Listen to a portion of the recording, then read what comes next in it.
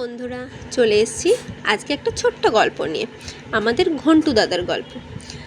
আমি তখন স্কুলে পড়ি যখন ঘন্টু হয়, মানে ঘন্টু হচ্ছে প্রিয়াঙ্কা মামি এবং সোনু মামার প্রথম সন্তান।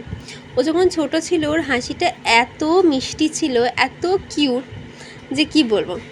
আর ও হওয়ার পরে মানে ওর নামটা ঘন্টু রাখা হয়েছিল কারণ তখন বাংলা এক চ্যানেলে নাচের শো হতো এবং সেখানে একটু গুল্লু গাল্লু বাচ্চা অ্যাঙ্কার হতো, তার নাম ঘন্টু ছিল। তো সেই হিসাবেই ওর নামও ঘন্টু রাখা হয়েছিল। সেই ঘন্টু দাদার আজকে অপৈতে ভাত খাওয়ানো হলো, মানে আর পরের সপ্তাহতেই ওর পৈতে। তো তোমরা জানো পৈতের আগে অপৈতে ভাত খাওয়ানো হয় এবং সেটা বাড়ির সকলে মিলে এক এক দিন করে খাওয়ায়।